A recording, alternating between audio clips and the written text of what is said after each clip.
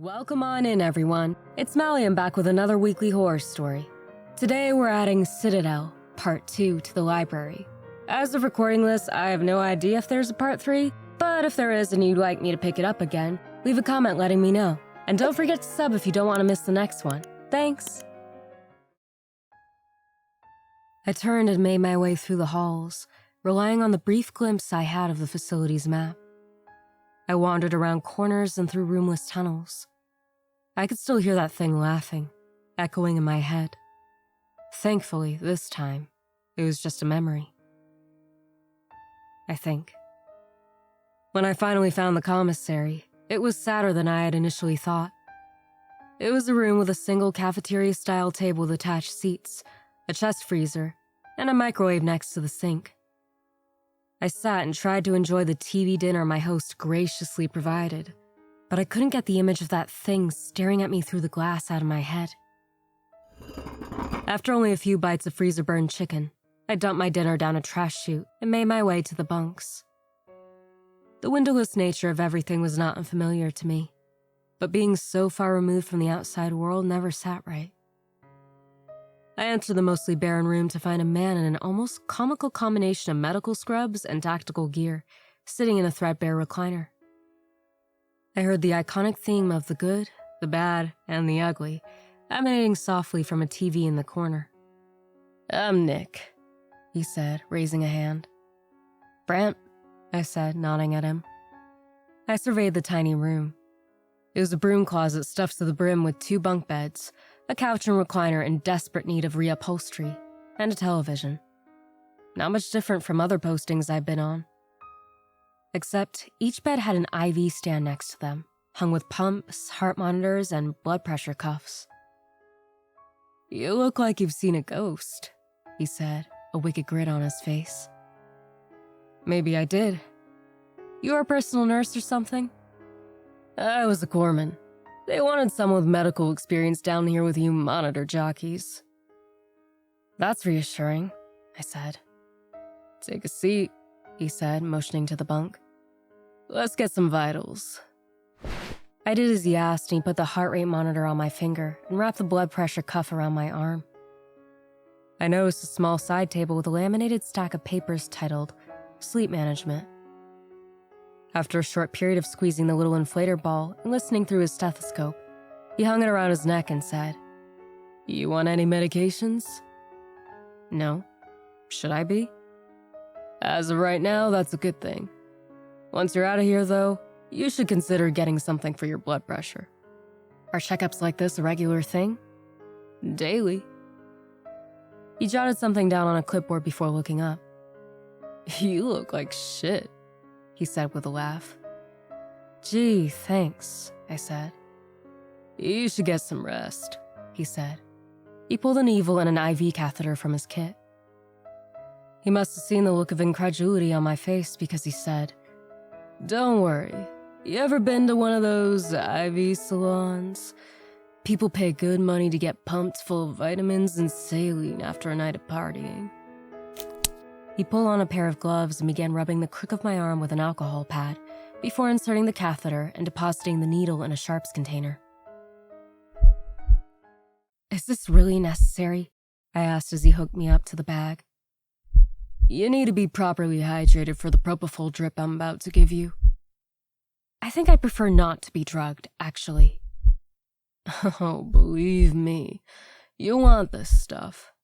Knocks you out. Keeps you from forming memories for a while. Gives you the best dreams." Seems like a pretty big risk for the guards to be on downers all the time. "Hey man, it's just protocol. Straight from the medical team. This stuff is out of your system after 7 hours anyway."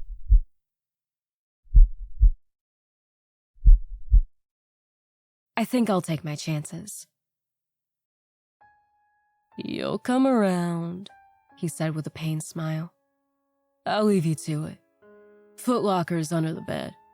Oh, and try not to roll around. I don't need your IV coming loose." He left the room, and the door shut with a soft click. After stowing my belongings, I lay down flat on my back, feeling the icy saline making its way into my veins. Despite my nerves and misgivings about this assignment, exhaustion soon overcame me.